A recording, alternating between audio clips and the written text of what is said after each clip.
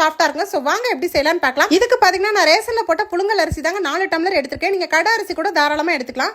4 tumbler புழுங்கல் அரிசிக்கு 1 tumbler வந்து பச்சரிசி எடுத்துக்கங்க. அதுவும் நான் ரேஷன் அரிசி தான் எடுத்திருக்கேன். இதை நல்லா கழுவி ஒரு 4 மணி நேரத்துல இருந்து 5 மணி நேரம் ஊற வச்சிடலாம். இப்போ எந்த டம்ளர்ல எடுத்தோமோ அதே டம்ளர்ல ஒரு 1.25 டம்ளர் வந்து நல்லா உருட்டு உளுந்த பருப்பு எடுத்துக்கலாம். 1 ஸ்பூன் வெந்தயம் போட்டு இதையும் 2 மணி நேரம் ஊற வச்சிருங்க. இப்போ நல்லா ஊறினதுக்கு அப்புறம் கொஞ்சம் கொஞ்சமா மிக்ஸி ஜார்ல நம்ம நைஸா அரைச்சு எடுத்துக்கலாம். இந்த மிக்ஸி ஜார்ல அரைக்கும் போது பாத்தீங்கன்னா உளுந்து அரைக்கும் போது மட்டும் கொஞ்சம் வந்து நம்ம ஐஸ் கட்டி ஐஸ் தண்ணி சேர்த்துக்கங்க. ஐஸ் கட்டியும் ஐஸ் தண்ணியும் போட்டு உளுந்து வந்து ஆட்டும் போது வந்து பொங்கி வருங்க. வந்து மாவு காணும். இப்போ எல்லாத்தையும் அரைச்சிட்டு 1 ஸ்பூன் உப்பு போட்டு நல்லா கலந்து வச்சிருவோம்.